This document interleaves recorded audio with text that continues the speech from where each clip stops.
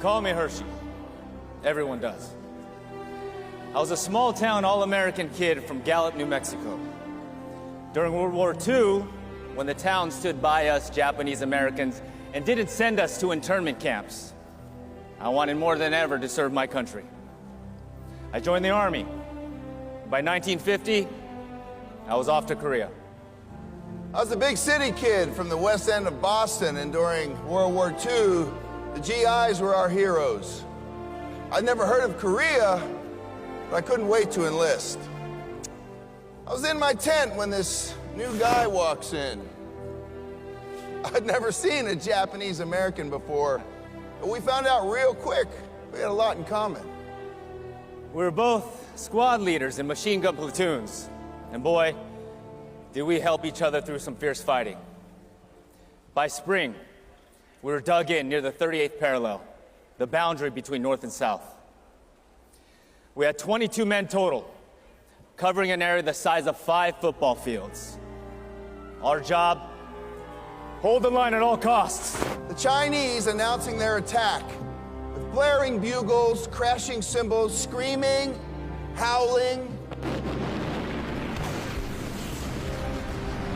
We kept shooting and lobbing grenades as the Chinese came, thousands of them, climbing over a wall made up of their own soldiers' dead bodies, until they got within range to fire on us. I was crawling through flying bullets.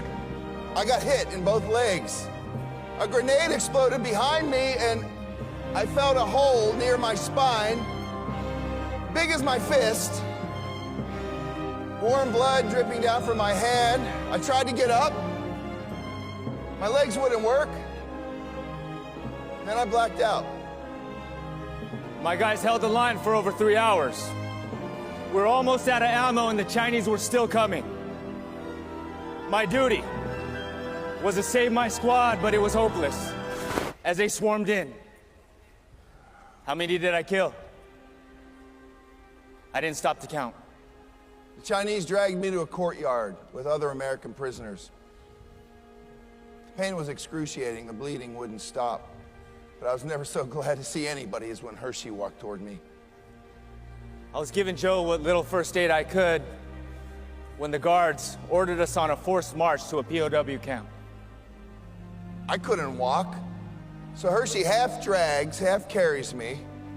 But we got so far that we got so far behind the guards were going to kill him if he didn't leave me. He refused. I had to beg him, Hersh, you put me down now. You got to leave me. I'm not leaving you, Joe. But I had no choice. I tried not to cry. We said our goodbyes. We both knew what that meant. I laid there alone for 2 days, just waiting to die, until I was taken prisoner again with 4 other wounded Americans. We plotted an escape for the one guy who could still walk, and we prayed for the best. And 3 days later, we were rescued. I was trying to find out about Hershey. He'd saved my life, and I needed to know if he was okay.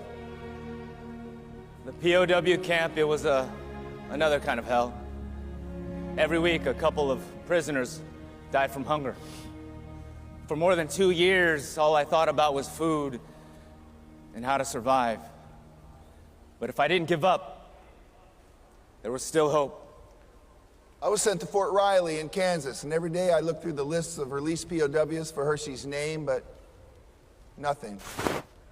And then a year later, I saw a photo in an old Newsweek magazine of Hershey shaking the hand of President Eisenhower. Can you believe it? For my actions on that horrible April night, I was awarded the Medal of Honor. But all I could think was, for what? I wasn't a hero. I was doing my duty, keeping my men alive.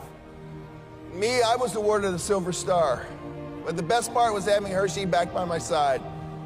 And ever since then, we've been there for each other. The Korean War has been called the Forgotten War. But we never forgot The almost 37,000 of us who didn't come back.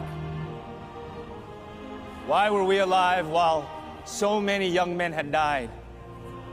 There must be a reason to still be on this earth. So Hershey found us a new mission, to make sure our young people don't forget the Korean War and to help them become good citizens.